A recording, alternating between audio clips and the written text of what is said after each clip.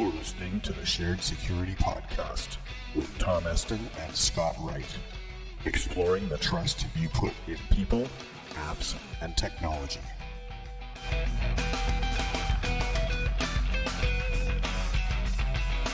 Hosted by Scott Wright, the Streetwise Security Coach, and Tom Eston, penetration tester and ethical hacker. And sponsored by Security Perspectives, your source for tailored security awareness training and assessment solutions.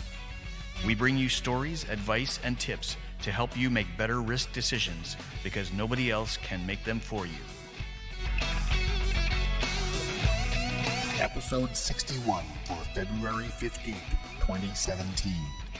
How to protect your home automation devices from being hijacked. Hello and welcome to the Shared Security Podcast, episode 61 for February 15th, 2017. I'm Scott Wright, the Streetwise Security Coach, here with Tom Eston, the amazing Tom Eston. How are you doing? How are you doing, Tom? I'm doing great. Tom's down in sunny Cleveland. I'm up here in snowy Ottawa. We got like 3 feet of snow in the last week. It's just crazy. Wow. Yeah, that's the price you pay for living up north. Yeah. It gets even worse when you live in a small property and all the houses are close together because there's no place to put the damn stuff. So the struggle is real, Scott. It is. Yeah, if you just could see it. Yeah. Anyway, well, we have actually we're doing well. It's only been a couple of weeks since our last episode. We're clicking right along. Be nice to keep up this pace. And, I like it. I think we've been getting some reasonable feedback from our recent episodes, some of the stuff that we're covering. We have. And I think this episode is going to cover a little bit more just based on some of that feedback, cool. Some of the topics. So, yeah. And so we just want to warn everybody at the beginning of every show now, please turn off your Alexas or whatever, because we might say it. Yeah, we might just hijack your Alexa to do things it wasn't designed to do. No, that's right. So. We won't do anything like that. All right. So we got a few topics today. We're going to talk about how to defend yourself against things that are trying to hijack your home devices. And we're going to talk about, the old used government equipment and computers and the risks associated with purchasing that kind of stuff or selling it as a government organization. And we have the interesting Facebook search capabilities that are always a little bit creepy. Yeah, that just doesn't get old, you know. No, it's fun. It's always fun. Yeah, it is fun. And speaking of fun, how about getting locked in your hotel room? Yeah, that wouldn't be fun at all. But there is some ransomware that's not just hotels. It's just sort of a lesson learned that lots of organizations are going to have to start thinking more about operational computer systems and what could happen if they get hit by ransomware. Exactly. And Confide is a new app. It's actually not new, but it's being used a lot more in Washington for some reason. We'll talk about that. And also data that seems to be fleeing to Canada. Why would anybody flee to Canada? I don't understand. Yeah, I don't know. I don't get it. But, something about scientists. Anyway, how's that wall coming along? You guys building that wall? It's good. It's up 6 or 8 inches high now. All 3,000 miles. Nice. We do one block at a time. You know. Yeah. So let's dive in at the beginning. The hijacking of home devices. Yeah, this is I thought this was a great article, actually. They talk about, just with this prevalence of vulnerabilities in all these different, home automation systems, right? So we know about the Wi-Fi routers, right? Those have been kind of a inherent problem for many years with, vulnerabilities being found in those. But with this recent increase of, things like Alexa or things like, the smart switch devices, you can have smart light bulbs and, your refrigerator can talk to Twitter and all these things. It kind of provides you some good guidelines of how do you go about securing these devices, and more specifically, how do you go about securing your home network to, let's just say, if there was a vulnerability in one of these devices, how can you limit the damage if you were going to be targeted, right? As an example. Good points. These are, by the way, out of an article in the New York Times, right? Yes, exactly. Good. Yep. So let's talk about that. So the research, what are we learning? Yeah, so one of the things that I thought was interesting was, a lot of people don't do this, is to research the device that you're about to buy. So that can be just a simple Google search for, the name, the make, the model of whatever it is you're buying. So for example, if you're buying a security camera, like a wireless security camera for your house, as an example, you might want to do a Google search for, that device name, model number, and with security vulnerability or security vulnerabilities at the end of that search, just to see what comes up. And I think you might be surprised with certain models that may have known exploits or known vulnerabilities. Those things might, you might want to consider that when you're buying a product like that, and also look for information about if a new piece of firmware was sent out to update or fix vulnerabilities, or a patch or something like that. Just kind of a good practice to get into. The other thing that we recommend, and this article recommends as well, is to read the privacy policy of the company that is selling these devices. A lot of times that's kind of eye-opening to see what a company does with your sometimes personal information and sells that to either third parties or, understanding their data handling procedures.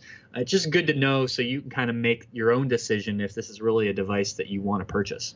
Yeah, I heard recently a lot of people all of a sudden read the privacy policies on their Vizio TVs.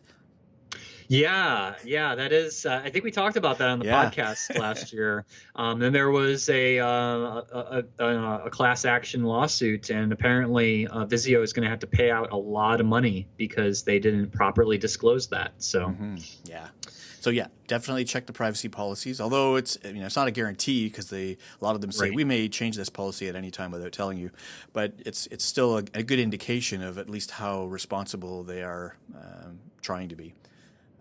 That's what else can we do to try and protect ourselves on the smart home device front? The other thing that I thought was a good idea is creating a second wireless network for your smart devices. And in fact, the article goes into talking about utilizing the guest network features of your home Wi-Fi router. So all modern routers have this feature where you can create this essentially second network. A lot of the times they're called the guest network. And what they say is to put your smart devices, your Alexa, your home security system, those types of things on that separate network, so it's away from the main network that you use to surf the web and maybe you use to connect your printers and other things like that. That way they're kind of segmented off of the other network. So if there was an issue or if your camera or something got hacked, it's not going to be a gateway into the rest of the systems on your wireless network. Yeah, and could I put a little caveat in there? Something sure. Maybe you didn't mean to say this, but you did mention home security systems.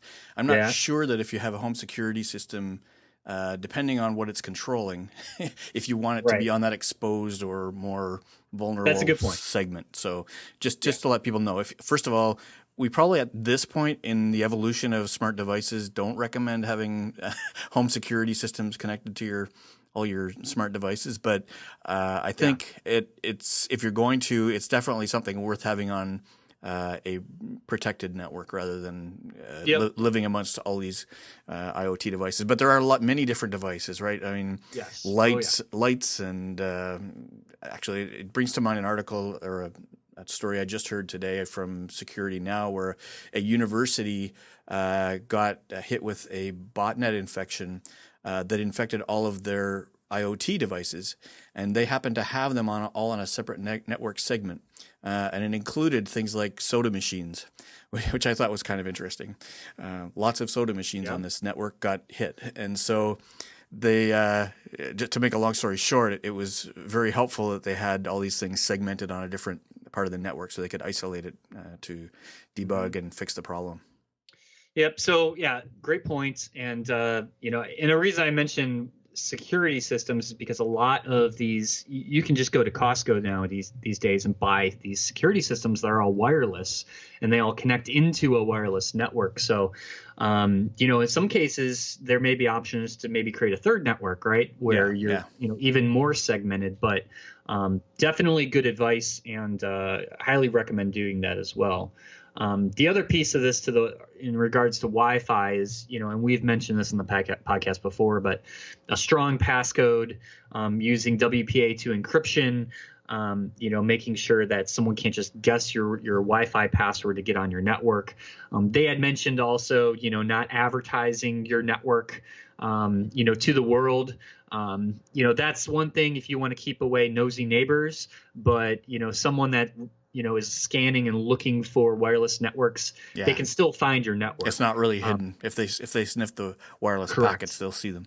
Yeah, exactly. So that's kind of a security by obscurity kind of thing. Not really recommended, but it's also another layer you can use as well. Mm-hmm. Yeah. The other things they mentioned was, changing the default passwords on those IoT devices. I know if you can, there's been more of these devices that come with default credentials and you can't change them. And that's again, going back to researching the device that you buy, making sure you can change that default password, because 9 out of 10 times it's usually admin or it's password or something easily guessable. And the cheaper the device, the less likely it is you're going to be able to change passwords. Even if you get down to into the devices like Bluetooth, they may not have computers or smart capabilities in them that could be attacked, but many Bluetooth devices don't have a display or anything, and they're automatically hard coded to 0000000 or something for their passcodes or their keys. So yeah, very good points. And I think it was noted in the article that the reason that these botnets are spreading so quickly is that a lot of devices do have default passwords that don't get changed. So that's the reason for that recommendation. Yep, absolutely. And then it goes without saying, your Wi-Fi router, always change that password, when you install it. It's very important to do. And then the last piece of advice I think is really good as well is registering your product with the manufacturer so you're updated when, a security vulnerability is released and they have a patch or a firmware update. Or there's some type of mitigating control that they send out to fix your device. It's always good to know that. And I know this recently helped me with the Netgear router that I purchased last year, which had that giant vulnerability. They sent an email with the firmware updates and with instructions on how to update your router. So, if you're not paying attention to the news, it's always good to be a little bit more proactive and sign up for those types of alerts. Yeah, of course. And it always makes it easier for the manufacturer to contact you in case of a class action suit that you might want to be part of. That too. And you can get money. Yes. All right. Well, that's good. Really good tips there, and hope people will take those to heart. So we have, as you can imagine, government departments that are, getting rid of old equipment. They're updating their stuff. And what happens to that old equipment? I still can't believe this still happens in 2017, but apparently it did in Houston, Texas. The city of Houston was selling some of their old computer equipment at an auction, and this local news station happened to buy some of it as part of an investigation of, ensuring the government is securing the citizens' data that might be on these systems. And they took it to a forensic expert who had looked at the hard drives and found just a treasure trove of personal information, social security numbers. I mean, pretty much everything that can be used for identity theft was still on these systems. Even more so, there was, airport systems which had, security information about the airport on these systems, which very dangerous in the hands of bad people. So, the moral of this story is, governments should have policies and procedures. And if in the article, they said that somehow this just got missed in their process to wipe these systems before they actually sell them. But the big lesson for everybody listening to this podcast is when you sell any of your personally owned devices, like your iPhone or your computer or anything that has any type of hard drive storage, you need to make sure you erase those before you sell them, because sometimes it gets overlooked, and sometimes we're in a rush to quickly sell our systems, make a quick buck, and we're done with it. But that's a pretty big issue that hopefully we're emphasizing here as a reminder. For sure. Absolutely. I do a lot of work with government organizations on policy, and definitely there should be policies there for, secure deletion or downgrading of sensitive, devices that have sensitive information on them. So if your organization doesn't have policies like that, give me a call. That's my plug for today. There you go. Yeah. So, next we're going to go back to our old friend Facebook. Oh, Facebook. Yeah. Creepy search always. So this was interesting. So the title of the article was "Facebook's creepiest search tool is back thanks to this site." And what the site they're talking about is a site called stockscan.com, which, this is kind of another site in the long history of front ends that leverage the Facebook API, the graph search as they call it, looking for publicly available information. So as we've talked about many times in the podcast of, people that configure their Facebook profiles to allow, posts to be public, pictures, events, all kinds of things.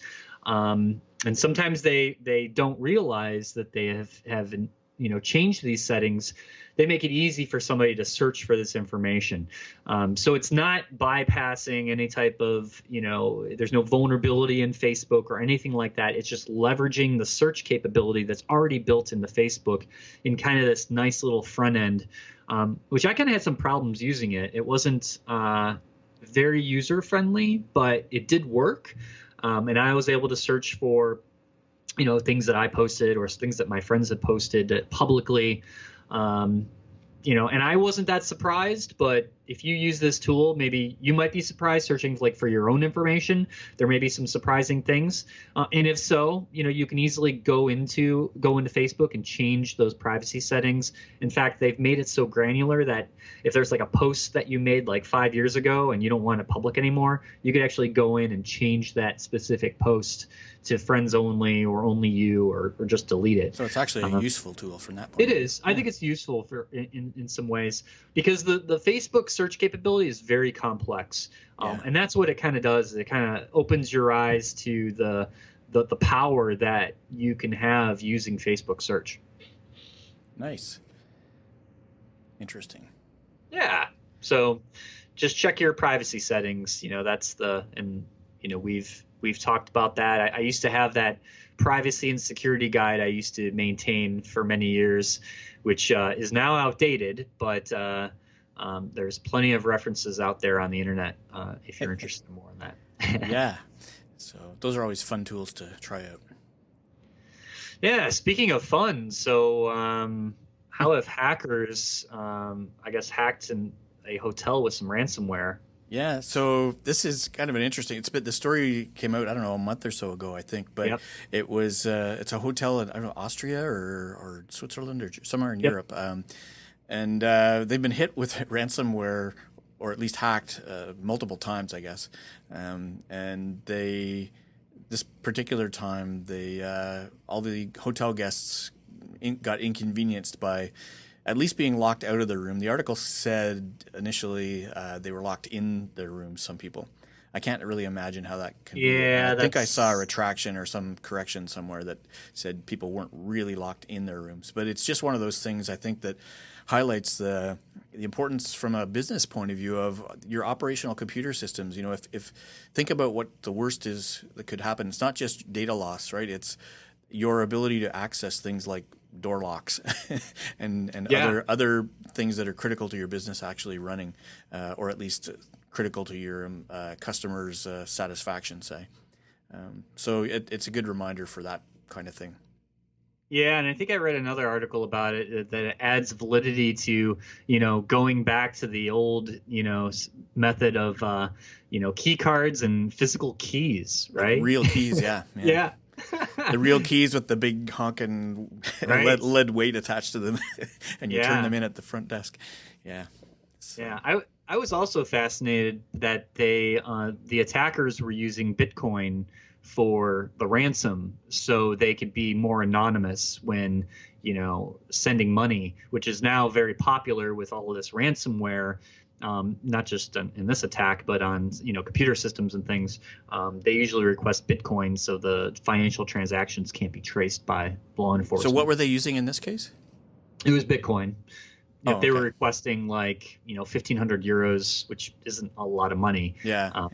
But once you sent that through Bitcoin, they would unlock the basically the malware that was installed on those computer systems. Yeah, and I mean, just keep in mind, if you intend to pay the Bitcoin ransom or the ransom to get your systems unlocked, don't imagine that your system is then free from malware, right? Because absolutely, you're going to get hit again. It's kind of like, makes you think of the old, in the mob, the protection schemes, right? You pay the mob to keep from getting attacked, and they'll come back and keep asking for protection money, basically.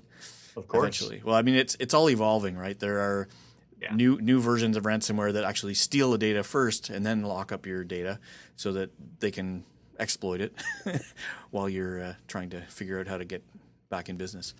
So, I mean, that's to be expected, really. That's right.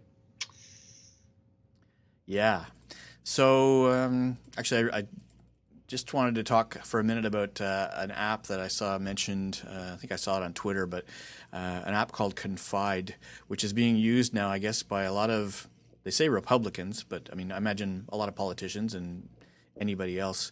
It's kind of like, I guess it's sort of like Snapchat, where whatever you type or send to somebody gets erased, apparently very quickly. And we just want to sort of point out, that any app that claims to do that is probably a little suspect. Now, I think this app does some things a little more elaborately, like it only exposes stuff when you wave your finger over the, the screen a certain way or something like that. But that's kind of clever. But does that prevent you from doing screen grabs or taking pictures of stuff? It doesn't really. So. And then there's the promise that they're going to get rid of this stuff somehow. The data was there; it may be there for some period of time. Yeah, and I would be, it's funny to me that politicians are using this just because they're trying to maybe cover up conversations and things that they probably shouldn't be doing. I find that interesting, just because that's a very high risk activity, thinking that the person you're talking to isn't going to take the information you're saying and use that against you or use that against your country. I find that very dangerous. So, that the fact that this article somehow found out that certain political parties were using this app is maybe a cause for concern. But who knows? Oh, lots of fun. Anyway, and our last article for today is one from IT World Canada, which has noted a large influx of data from the States. Why is that, Scott? Well, it's actually there are a couple of scenarios, I guess. It started out with the White House's webpage that had a bunch of climate data on it, and that data has since disappeared. So I guess scientists are starting to worry that the new administration will start deleting data that it doesn't like, I guess. And so scientists are kind of scrambling to find ways to make sure it's backed up in a way that can't be accessed or damaged by the government or whatever. So there are companies in Canada that are actually offering services to the scientists, and so they're indexing and backing up all the data into a place that makes sort of Canada a safe haven for for any controversial data. That I guess the EPA is also the next one on the list that may have data that needs to be saved. Yeah, that's interesting. I'm wondering how that works, though, with government, systems, computer systems that are backed up and things, with U.S. companies, or maybe they're just backed up themselves. Of how do you take the backups, not just like the current data, right? But we're backing up that data as well. How does that apply? Yeah, I don't really know. Probably I think this story is just sort of the tip of the iceberg, I imagine, as far as web accessible data goes. They can catch, everything that's visible right now, but I'm sure there will be initiatives, to somehow, obtain the backups and make them or put them in a safer place, put it that way. Yeah. So who knows? Huh. Just an interesting story, I thought. Yeah. I don't know why. Times. Yeah, I don't know why Canada's not storing their data in the United States. I mean, they should just do the same thing. Well, the joke up here is, we don't do backups. We'll just ask the NSA for it if we ever want it back. Right? There you go. Yeah, we didn't talk about this in the show, but I just wanted to get your thoughts on. I know there's been articles floating around and news about, when you're crossing the border.